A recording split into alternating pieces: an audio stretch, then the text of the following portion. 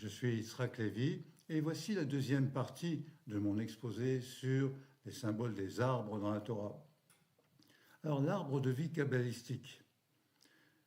Il existe l'arbre de vie kabbalistique, également appelé arbre de vie séphirotique. Il représente une carte profonde, riche et complexe selon la Kabbale, la mystique juive antique. Cette perspective unique sur l'univers et tout ce qu'il contient se distingue par son approche holistique qui relie la terre, l'homme et le divin. De fait, l'arbre de vie est planté au milieu du jardin d'Éden. Il est né de la lumière infinie, le Ein Sof. C'est la source de la vie spirituelle. On cherche à atteindre une compréhension profonde du monde, de la divinité de notre propre nature. Cet arbre de vie souligne la relation dynamique et symbiotique, d'une part entre Akadosh Baruch Hu et la création, entre Akadosh Baruch Hu et l'humanité, entre l'esprit et la matière, entre l'infini, Ein Sof, et le fini. À présent, de quelques arbres remarquables cités dans le Tanakh. Je commence avec le cèdre. Le cèdre est le symbole de noblesse, avec son port altier et orgueilleux. Il commande avec hauteur. Dans le livre des Nombres, la paracha Balak, au chapitre 24, le prophète des nations Bilam dit « Quelles sont belles tes tentes, ô Jacob, tes demeures, ô Israël. Elles se développent comme des vallées, comme des vergers le long d'un fleuve. Dieu les a plantées comme des cèdres au bord des eaux. » On retrouve cette évocation de cèdre dans le deuxième livre de Samuel, à propos de la construction du palais de David, au chapitre 5. Hiram, roi de Tyr, envoya une députation à David avec du bois de cèdre, des charpentiers et des maçons qui bâtirent ainsi une maison pour David, le palais royal. Au chapitre 7, donc le roi David vivait en paix et il dit à Nathan le prophète « Vois, j'habite un palais de cèdre, tandis que l'arche du Seigneur est logée sous une tente. » Dans le premier livre des rois, au chapitre 5, « Je projette donc d'édifier une maison en l'honneur de l'Éternel, mon Dieu, selon ce qu'il a dit à David, mon père, en ces termes. Ton fils, à qui je donnerai pour successeur au trône, c'est lui qui bâtira la maison en mon honneur. Et maintenant, donne des ordres pour qu'on me coupe des cèdres du Liban. » Le cèdre est un symbole d'orgueil, disais-je. Par exemple, dans le livre d'Ézéchiel, au chapitre 31, le prophète Ézéchiel a reçu sa prophétie la 5e année de la première déportation en Babylonie. Donc c'était en moins 592. Et il exerça son ministère jusque vers moins 570 de l'ère commune. Il dit « Voici, il était sur le Liban un cèdre superbe, aux belles branches, à frondaison ombreuse, haut de stature, sa cime perçait les nuages. Aussi sa taille surpassait celle de tous les arbres de la campagne. Ses branches s'étaient multipliées, et ses rameaux, grâce à l'abondance des eaux, s'étaient allongés, car il les projetait au loin. Il était beau dans sa grandeur, par la longueur de ses rameaux, car sa racine baignait dans de grandes eaux. » Au chapitre 31, les cèdres ne l'avaient pas éclipsé au jardin de Dieu. Les cyprès n'étaient pas comparables à ses branches. Les platanes ne rivalisaient pas avec ses rameaux. Aucun arbre du jardin de Dieu ne l'égalait en beauté. Je l'avais fait beau par la multitude de ses branches, et tous les arbres d'Éden qui étaient au jardin de Dieu le jalousaient. Donc ainsi parle le Seigneur Dieu. Puisque toi, le cèdre, tu avais tant monté en hauteur, puisqu'il avait étendu sa cime au milieu des nuages, et que son cœur s'était enorgueilli de sa hauteur, j'ai voulu le livrer aux mains d'un puissant parmi les nations, pour qu'il lui infligeât le traitement dû à sa méchanceté, et je le répudiai. Donc il y a là un parallèle entre l'orgueil du cèdre et l'orgueil du peuple juif qui fait fi des commandements de Akadosh Baruch Hu et qui s'en détourne pour aller adorer les idoles. L'évocation du cèdre, toujours dans le livre d'Ézéchiel, au chapitre 31. Ils l'ont coupé, les étrangers, les plus violents des peuples, ils l'ont jeté là. Sur les montagnes et sur toutes les vallées sont tombées ses branches. Ses rameaux se sont brisés dans tous les ravins de la terre. Ainsi parle le Seigneur Dieu. Le jour où il est descendu dans le Sheol, j'ai fait mener le deuil. J'ai enténébré pour lui le Liban, et tous les arbres des champs ont été pris de langueur à cause de lui. Au bruit de sa chute, à savoir le cèdre, j'ai fait tressaillir les peuples quand je les fais descendre dans le Sheol, avec ceux qui descendent dans la fosse. C'est une image pour dire châtiment qui va arriver au peuple juif, accusé d'avoir détourner son regard de Seigneur Dieu pour adorer les idoles. Oui, l'Éternel Tsébaoth fixera un jour contre l'orgueilleux et le superbe, contre quiconque s'élève. Ils seront abaissés contre tous les cèdres élancés et majestueux du Liban, ainsi que les chênes du Bashan. Parlons à présent de l'olivier. L'olivier est un arbre qui peut vivre plusieurs siècles. Il est donc associé à la longévité. C'est aussi un symbole de paix depuis l'Antiquité, également un symbole de prospérité, car le proverbe dit « Qui possède un champ d'olivier est considéré comme ayant acquis une bonne fortune ». Dans la Torah, Parashat Mishpatim, chapitre 23, Eretz Israël sera une terre fertile où les Bnei Israël pourront cultiver des oliviers, source de richesse et de prospérité. Dans le premier livre de Samuel, le peuple demande un roi. Au chapitre 8, Samuel dit « Voici comment procédera le roi que vous voulez avoir. Les meilleurs de vos champs, de vos vignobles et de vos plants d'oliviers, il les prendra pour les donner à ses serviteurs. » Dans le livre de Jérémie, chapitre 11, le prophète fustige l'idolâtrie de ses concitoyens. Et il dit « Que vient faire mon bien-aimé dans ma maison? Il commet des indignités en nombre. Quand tu fais le mal, alors tu triomphes. Dieu t'avait dénommé olivier verdoyant, remarquable par la beauté de son fruit. Mais au bruit d'un terrible fracas, il y a mis le feu et ses rameaux volaient en éclats. L'Éternel Tsébaoth, qui t'avait planté, a décrété ta ruine, causée par le mal qui se sont fait à elles-mêmes la maison d'Israël et la maison de Juda, en m'irritant, en encensant Baal. Dans le livre de Zacharie, au chapitre 4. Une belle évocation des oliviers. L'ange me dit « Que vois-tu » Je répondis « Je vois un chandelier tout en or, son récipient sur son sommet, ses 7 lampes alignées et 7 conduits pour les lampes qui en couronnent le sommet. Puis 2 oliviers, l'un à droite du récipient, l'autre à gauche. » Zacharie. Je repris et je dis à l'ange qui conversait avec moi « Qu'est-ce que c'est que ces choses, Seigneur ?» L'ange qui conversait avec moi me répondit « Quoi?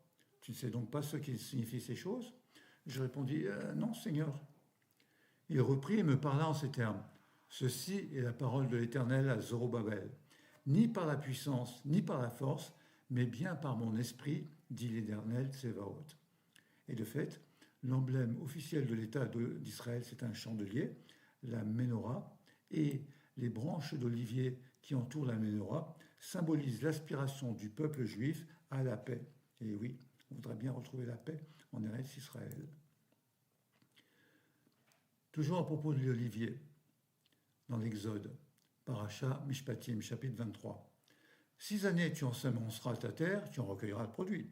Mais la 7e, tu lui donneras du repos, et tu en abandonneras les fruits, pour que les indigents de ton peuple en jouissent. Le surplus pourra être consommé par les animaux des champs. Ainsi en useras-tu pour ta vigne et pour ton plant d'olivier. Dans le Deutéronome, Parashat Kitetsé, chapitre 24. Quand tu gauleras ton olivier, n'y glane pas après coup. Ce qui reste, ce sera pour l'étranger, l'orphelin et la veuve. Dans la Parashat Tei Kitavo, au chapitre 27, il y a de nombreuses malédictions qui sont envoyées vers le peuple juif s'il ne respecte pas les commandements. Au verset 40. Tu auras beau posséder des oliviers sur tout ton territoire, mais tu ne te parfumeras pas de leur huile, car tes oliviers couleront. Commentaire de Rachi, car tomberont l'ishal, c'est-à-dire il laissera tomber ses fruits. Dans les psaumes, le psaume 52 est à remarquer. Tandis que moi, je suis comme un olivier verdoyant dans la maison de Dieu. Ve'ani kezayit ra'anan bevet Elohim. Et je mets à jamais ma confiance dans la bonté de Dieu. Éternellement, je veux te rendre grâce pour ce que tu as fait et placer mon espoir en ton nom, car tu es bon à l'égard de tes pieux serviteurs. Quelques arbres remarquables cités dans le Tanakh, je poursuis avec le figuier.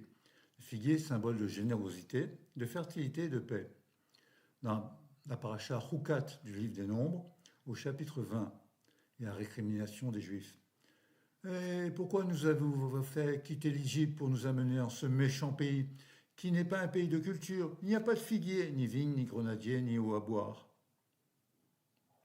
Dans le livre des Juges, au chapitre 9, un passage relatif aux discussions entre les arbres. Le figuier répondit: mais quoi, je renoncerai à ma douceur et à ma production exquise pour me fatiguer à gouverner les arbres? Non, non, non.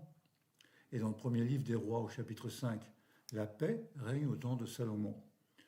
Juda et Israël, pendant toute la vie de Salomon, demeurèrent en sécurité, chacun sous sa vigne et sous son figuier, depuis Dan jusqu'à Beersheba. Donc là, on reconnaît encore un symbole de paix. Les gens vivent en paix sous leur figuier. Dans le livre de Michée, au chapitre 4, chacun demeurera sous sa vigne et sous son figuier, sans que personne vienne l'inquiéter, car c'est la bouche de l'Éternel Sébaoth qui le déclare. Dans les Proverbes, chapitre 27, qui veille sur le figuier jouira de ses fruits, qui veille sur son maître recueillera de l'honneur. Dans le Cantique des Cantiques, chapitre 2, le figuier embaume par ses jeunes pousses, les vignes en fleurs répondent leur parfum. Debout, mon ami, ma toute belle, et viens. À présent, le chêne. Le chêne est un symbole de noblesse, de par sa stature. C'est un repère géographique souvent cité. C'est un arbre de grande longévité. Il dépasse facilement les 500 ans. Le bois de chêne est un matériau très dur et résistant. Genèse, paracha Vaïshlar, chapitre 35. Déborah, nourrice de Rebecca, étant morte alors, fut enterrée au-dessous de Bethel, au pied d'un chêne qui fut appelé le chêne des pleurs. Donc repère géographique. Dans Deutéronome, paracha Ré, chapitre 11, ces montagnes sont au-delà du Jourdain, en arrière, dans la direction du couchant, dans la province des Cananéens, habitants de la plaine, vis-à-vis de Gilgal, près des chênes de Morée. Le chêne, de par sa stature, est un repère géographique souvent cité dans la Bible, comme je le disais. Dans le livre de Josué, au chapitre 19, aux enfants de Nephtali échut le 6e lot, aux enfants de Nephtali selon leur famille. Leur frontière allait de Chelef, du chêne de Tsanaanim, par Admi-Hanekef et Yavneel jusqu'à Lakoum et aboutissait au Jourdain. Dans le livre des Juges, au chapitre 9, or, tous les bourgeois de Shrem et toute la maison de Milo s'assemblèrent et se rendirent auprès du chêne de Moutsab dans Shrem. Et là, ils proclamèrent roi Abimélec. Dans le livre d'Isaïe, chapitre 2, oui, l'Éternel Sébaoth fixera un jour contre l'orgueilleux et superbe, contre quiconque s'élève. Ils seront abaissés contre tous les cèdres élancés et majestueux du Liban et aussi les chênes du Bashan. Après le chêne vient le palmier dattier. Il est haut et lancé. Il était apprécié pour son élégance. Comme il prospère grâce à l'abondance d'eau, au bord d'un fleuve ou dans une oasis, il symbolise également la prospérité.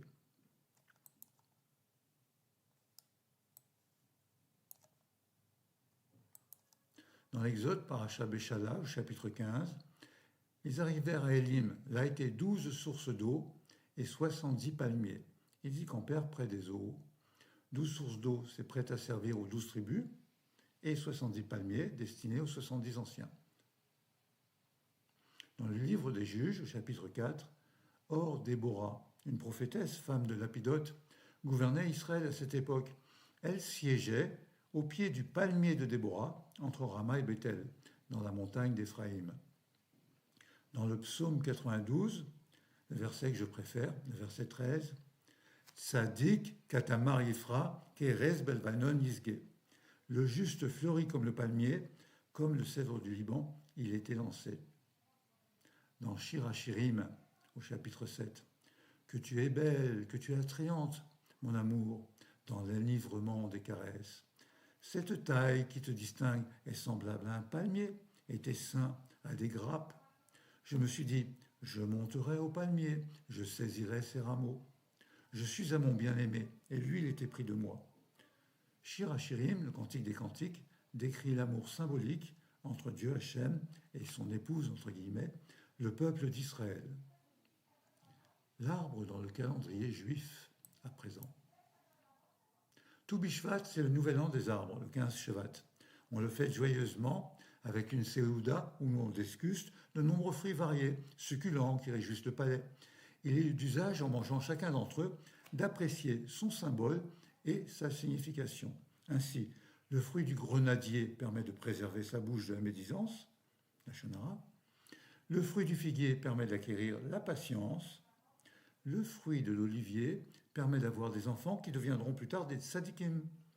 Le fruit du palmier dattier permet d'obtenir une bonne santé. L'arbre évoqué dans le livre des prières. Prière des arbres au mois de Nissan. Et en ce moment, nous sommes au mois de Nissan. La prière des arbres, en présence de 2 arbres fruitiers en fleurs, est ainsi écrite. Sois béni, Éternel notre Dieu, roi du monde, qui ne prive le monde de rien, qui a créé de bonnes créatures et des arbres productifs pour en faire profiter les fils d'Adam. Cette bénédiction entraîne l'être humain à concevoir la nature comme un tout harmonieux dans lequel Dieu n'a rien laissé au hasard et surtout que l'homme fait partie intégrante de la nature. La prière se poursuit avec Yéhi Ratson, qu'il te plaise, ô Éternel notre Dieu et Dieu de nos pères, de nous faire monter dans la joie, Bessimcha, dans notre pays et de nous implanter dans nos frontières. Dans le chant Maotsur Yeshuati à Hanouka, la 4e strophe indique l'Agagéen, fils de Medatata, il s'agit de Haman, voulut tailler la cime du cyprès, il s'agit de Mordechai, d'après un texte talmudique qui le compare au cyprès. C'est dans le traité Megillah, page B. Mais cela se transforma en piège pour Haman, son orgueil fut capturé. Dans les bénédictions diverses figure la prière pour le fruit de l'arbre. Sois béni, Éternel notre Dieu, roi du monde, créateur du fruit de l'arbre, Boré Périaès. Il existe aussi une prière pour le parfum d'un arbuste odoriférant. Sois béni, Éternel notre Dieu, roi du monde, créateur des arbres aromatiques, Boré Hatsé Bessamim. Lorsqu'on chante Bar Yochai, vendredi soir, c'est un poème de Rabbi Shimon Ibn Labi pour Shabbat. La 3e strophe, traduit en français, dit ceci. Ô fils de Yochai, dressez tels des arbres d'acacia, Hatsé Shittim, les familiers de l'Éternel étudient. C'est une allusion à la séphira double, Netza, éternité, et Hod, splendeur, majesté. Les bois d'acacia sont les planches support du Mishkan. Ils sont éternels dans le Mishkan d'en haut. De même, les disciples d'un maître sont sa gloire et représentent son immortalité.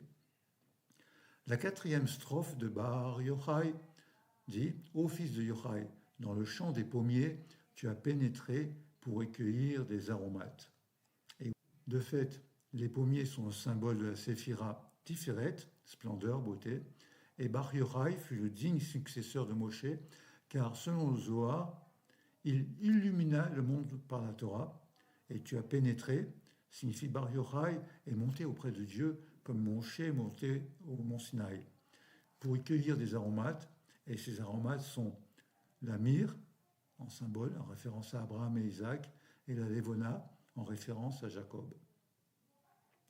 Parmi les chants de Shabbat, citons des Ror Yikra. Ce poème provient de Dunach ibn Labrat. Le Shabbat est chanté comme un jour de liberté et de salut pour Israël. La 4e strophe est élogieuse pour 4 types d'arbres. Ô Dieu, fais germer dans le désert de la montagne le myrte, Hadas, l'acacia, Chita, le cyprès, Béroche, et l'orme, Tidar. À celui qui met en garde et à celui qui doit respecter, donne une paix abondante comme les eaux du fleuve. Et oui, ces 4 arbres sont mentionnés dans le verset 19 du chapitre 41, prophète Isaïe. À présent, l'arbre évoqué dans le livre Perek Shira. Le Perek Shira est fondé sur les chants des créatures faits chaque jour vers le Créateur du monde. Et il est bon de le lire chaque matin. En première louange viennent les éléments naturels, les cieux, la terre, les eaux. En deuxième louange viennent le jour, la nuit, les astres, les phénomènes atmosphériques. Puis vient le tour du règne végétal au chapitre 3. Les arbres des champs disent « Alors les arbres de la forêt résonneront à l'approche de l'Éternel, car il vient pour juger la terre. » C'est rapporté dans les Chroniques, au chapitre 16. La vigne dit « Ainsi parle l'Éternel. tout comme ce qu'on trouve dans le raisin dans sa grappe et qu'on dit ne le détruis pas, car c'est un fruit béni. Alors moi, l'Éternel, je me comporterai à l'égard de mes serviteurs, je ne les détruirai pas tous.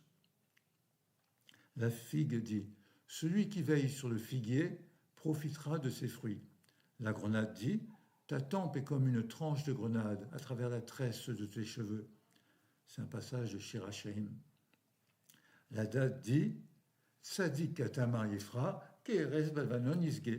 Le juste fleurit comme le palmier, et comme le cèdre du Liban, il était lancé. La pomme dit, comme un pommier parmi les arbres de la forêt, tel est mon bien-aimé parmi les jeunes gens. J'ai brûlé du désir de m'asseoir sous son ombrage, et son fruit est doux à mon palais. C'est aussi dans Shirachaim. L'être humain comparé à l'arbre. L'être humain est comme l'arbre des champs, confère la paracha Shoftim, chapitre 20, verset 19. Quand tu assiégeras une ville, tu ne détruiras pas ces arbres en portant la hache contre eux, car tu pourras t'en nourrir. Oui, l'arbre du champ, c'est l'homme même. Qui a Adam es Assadé? Tu l'épargneras dans les travaux du siège. À votre avis, pourquoi la Torah compare-t-elle l'homme à un arbre? Ce verset établit un parallèle explicite entre l'être humain et l'arbre. Tous deux sont des êtres vivants qui méritent d'être préservés.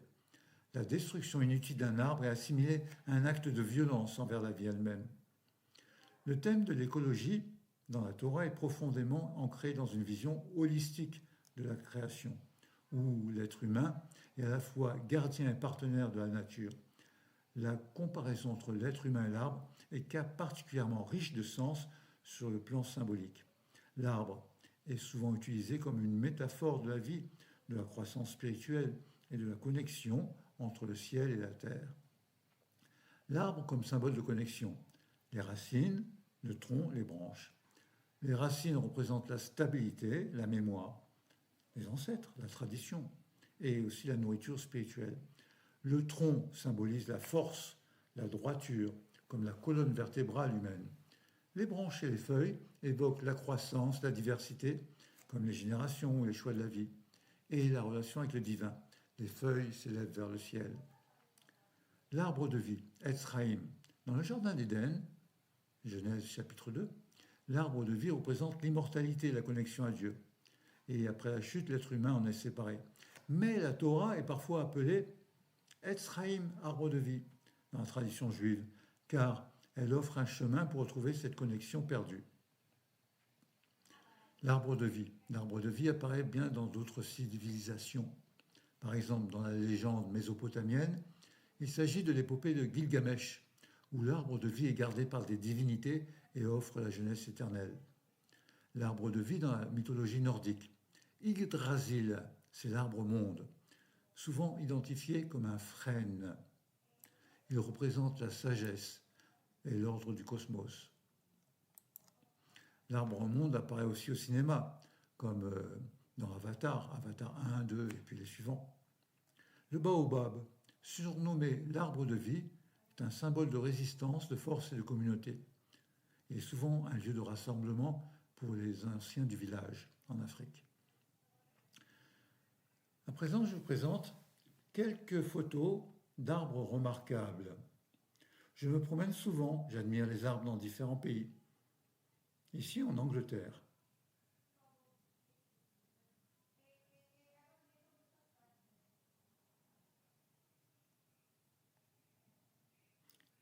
Là, en Israël, un mimosa,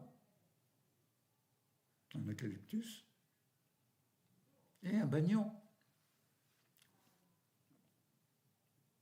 Encore en Israël, un pamplemoussier et aussi un caroubier. Je me promène également en France. Voici un beau cèdre. Celui-ci s'appelle le désespoir des singes, tellement il est piquant.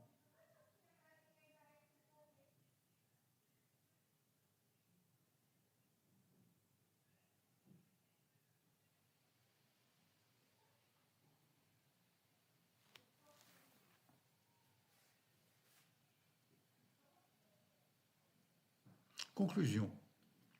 Les arbres nous rappellent notre lien profond avec la nature, la nécessité de respecter notre écosystème.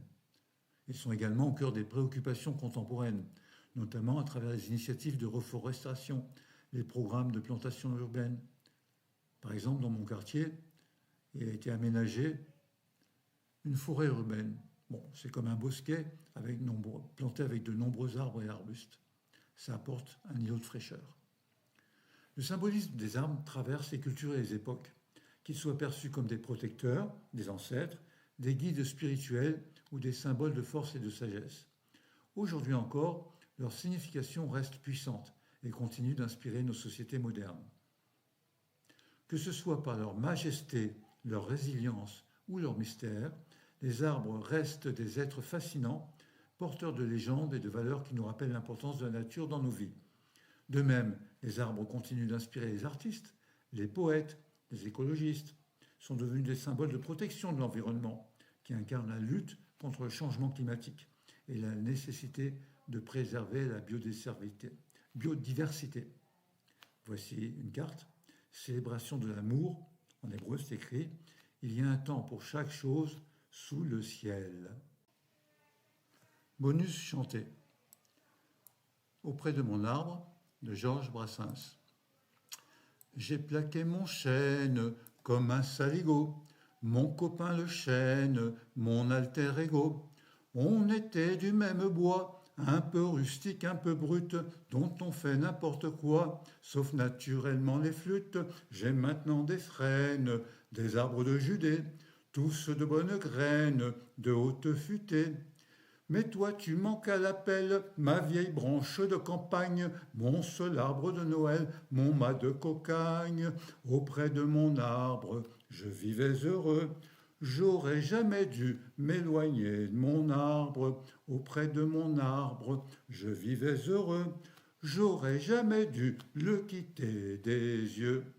Et voilà, j'en ai terminé avec mon exposé. Je vous remercie.